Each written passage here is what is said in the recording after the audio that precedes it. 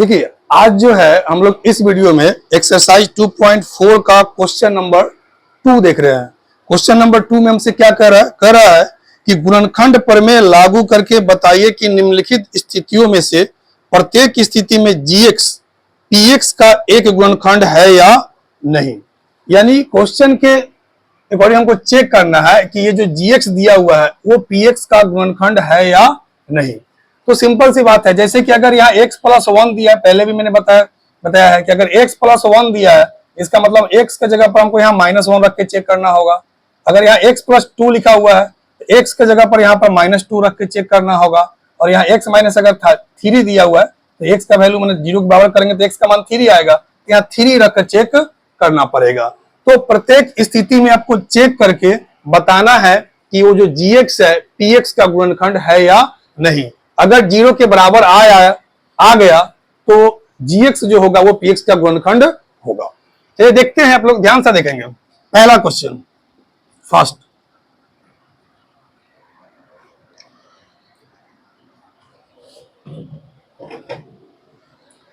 में क्या कर रहे हैं हमसे, यहां पर पीएक्स जो है फर्स्ट में हम जो पीएक्स का जो वैल्यू है उसको नोट कर लेते हैं 2x³ plus x² minus 2x minus 1।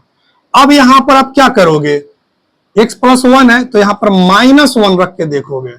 2 into -1 का पावर 3 -1 का स्क्वायर -1 माइनस। देखो -1 को अगर 3 बार मल्टीप्लाई करोगे तो -1 आएगा, -1 में 2 से गुना करोगे -2 आएगा, -1 का स्क्वायर करोगे +1 आएगा, माइनस माइनस मतलब 2 में 1 से गुना करोगे तो 2 आएगा, यहाँ -1 आएगा। देखो 2 से 2 कट गया, +1 से -1 कट गया, रिजल्ट कितना आ रहा है तुम्हारा 0 आ रहा है। तो जब 0 आ गया तुम कह सकते हो, इसलिए जीएक्स जो है जीएक्स पीएक्स का गुणनखंड है। ठीक है, अगर ये 0 के बराबर नहीं आता तब बोलते कि गुणनखंड नहीं है। ठीक उसी तरह से सेकेंड नंबर देखते हैं, ध्यान देंगे। हमारा जो सेकेंड नंबर जो पीएक्स है उसको नोट कर लेते हैं। क्या लिख रहा है, x³ plus 3x² plus 3x plus 1। अब यहां पर हमको जो है -2 रख कर चेक करना है, तो p -2 तो -2 का पावर 3 इंटू -2 का स्क्वायर 3 इंटू -2 प्लस 1। -2 को अगर 3 बार गुना करोगे तो -8 आएगा, -2 का स्क्वायर तो 4 ये कितना हो जाएगा जी 12, ये -6 और ये +1। रिजल्ट देखो 12 और 1 13, 8 और 6 माइनस एक जगह जोड़ दो, 8 6 14, तो 13 में से जब 14 को घटाओगे तो कितना आएगा -1, यानी ये नॉट इक्वल टू 0 आया। यानी जब 0 के बराबर नहीं आया तो आप आराम से इस स्थिति में लिख सकते हो कि इसलिए जीएक्स जो है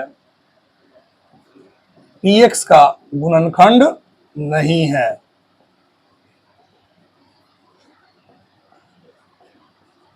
बहुत ध्यान से देखोगे, एक एक स्टेप हम समझा रहे हैं। फिर यहां पर थर्ड नंबर जब जाओगे तो यहां पर देखो, पहले पीएक्स को नोट कर लोगे, जो बहुपद दिया हुआ है उसको।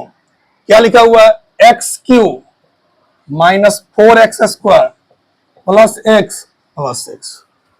अब यहां पर x -3 है तो क्या रखना पड़ेगा तुमको, 3 रख के चेक करना पड़ेगा, क्योंकि अगर x - 3 बराबर 0 करोगे तो x का मान 3 आएगा, यानी x के जगह पर 3 रख के चेक करना होगा।